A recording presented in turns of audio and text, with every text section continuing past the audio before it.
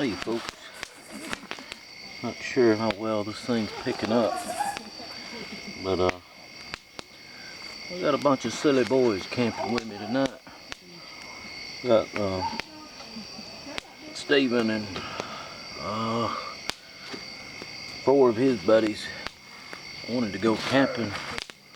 Y'all can probably hear them in the background over there being silly. They all in their tents over there, but you know, those boys, some of them got some sad stories.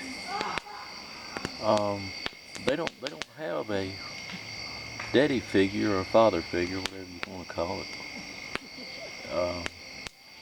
It's pretty sad. Some of the stories. One of them, his daddy's in prison for drugs. I'm not sure what the full story is, but he just don't have anybody. Except for his mother and his grandmother. But as far as a father figure, he didn't have anybody, and it's pretty sad. And the other one, or another one, his daddy was got crippled up. I forgot what, Desert Storm. I think his daddy was in Desert Storm, and they've been silly over there. But if I'm not mistaken, his daddy was in Desert Storm anyways, and he got wounded in the war, and he's all crippled up real bad. So he's got a daddy, but he can't do anything with him because of his injuries that he sustained in the war. And he said another boy, his daddy, he's a good man. He's a real good man, but he just works so much that. Do what? You talking to me? Alright. Anyways, but he works so much that he don't take time. And I did that with my two oldest kids.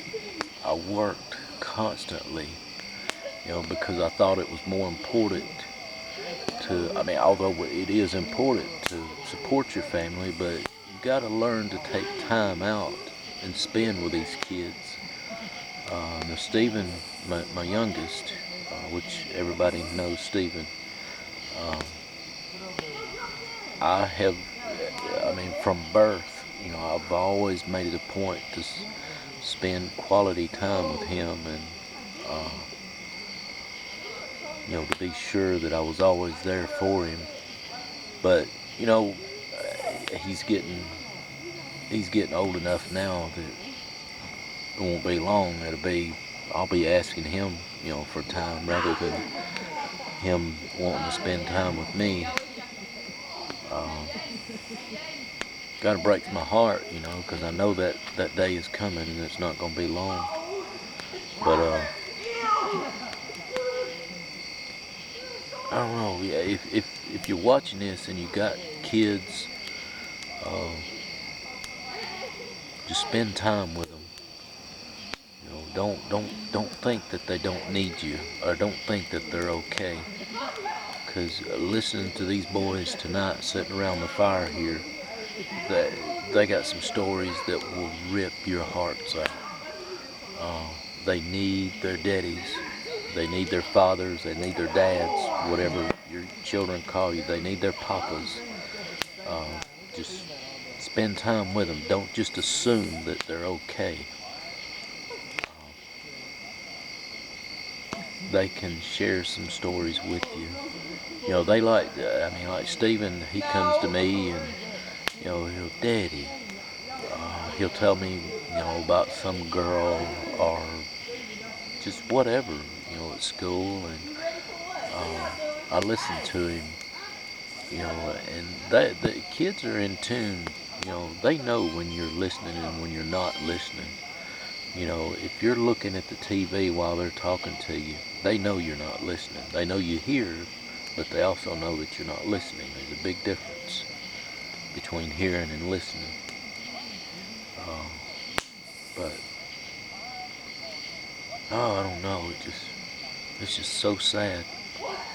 But these group of boys here, I've took them camping several times, and I always try to spend time with them. And I tell them, if you ever have a problem or something, and you need somebody to talk to or whatever, by all means, come to me if you have no one else to go to. And it means a lot to them, to know that they got somebody that they can go talk to.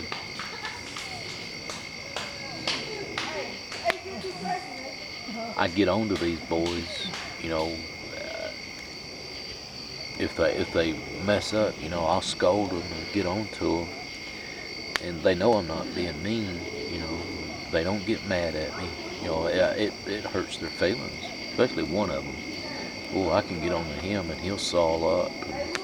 And he'll pout for 2 or 3 hours, but he knows I do it for his own good. I mean, I get on to him all the time. I have to.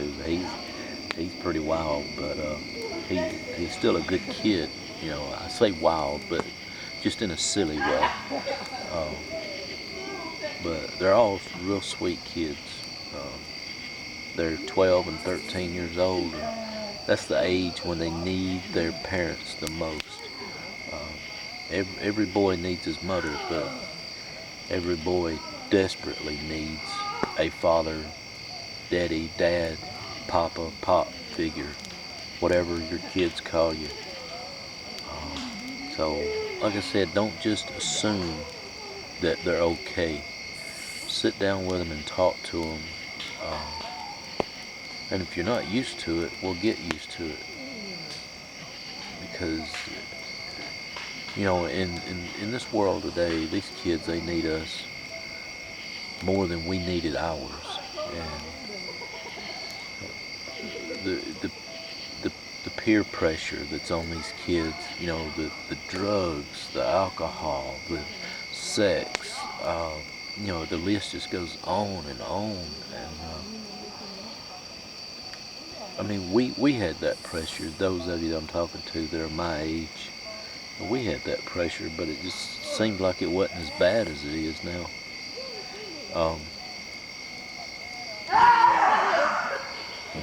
They cutting up over there.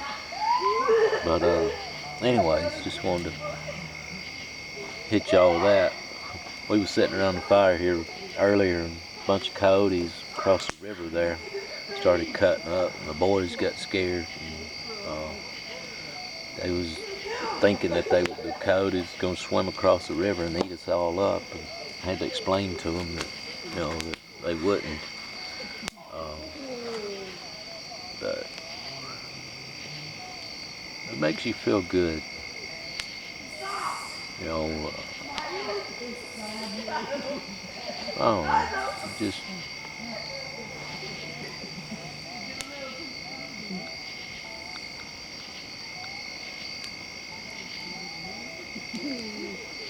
I like to think that I'm making an impact on these boys, a positive impact. There's so many boys and girls at 13 years old. They're already into drugs and alcohol and sex.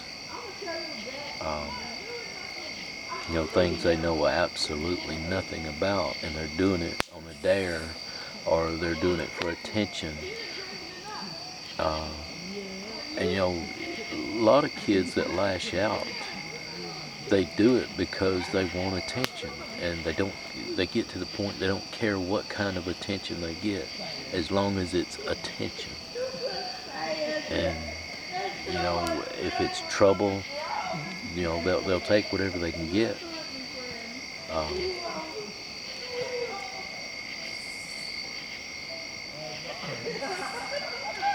Yeah, so just, if you got them, spend time with them.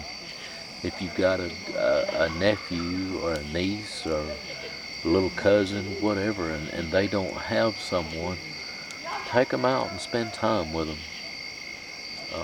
You know, show them that there is somebody there that wants to be there for them.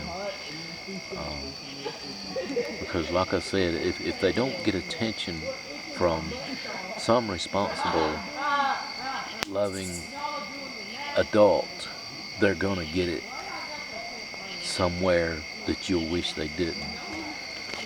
And then it'll be, oh, look at that punk, look at that brat, you know. Then everybody wants to talk bad about them. And all they wanted was somebody to love them to start with. I mean, don't get me wrong, there are some kids that don't make two shakes of a dead rat's tail. What you do, they're still gonna just turn out to be not worth a shit. But I've come to learn that the majority of them, they just want somebody to love them.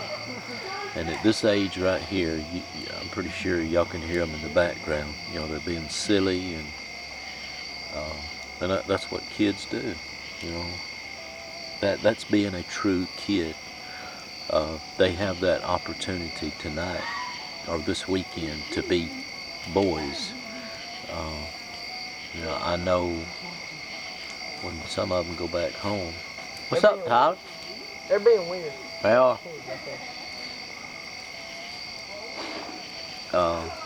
But ow, that was sharp.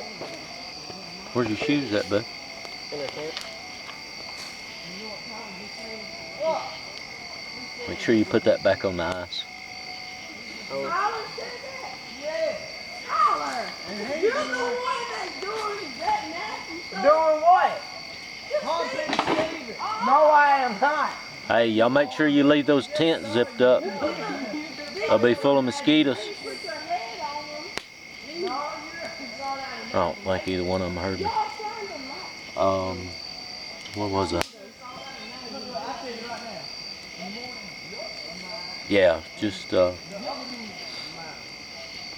spend time with them and let them know that somebody cares. All right, folks, I'm gonna get off here for now. I'll get back with y'all probably in the morning. I'm gonna make them kids go to sleep. It's about 11 o'clock, and we're planning on getting up early in the morning. They're wanting to build shelters, and one of them talked about making a slingshot. Another one talked about wanting to know how to make a bow and arrow. They got my weekend cut out for me anyway, so my goodness, that sounded like a bear. Which one of y'all was it that did that? That boy just farted and sounded like a grizzly bear.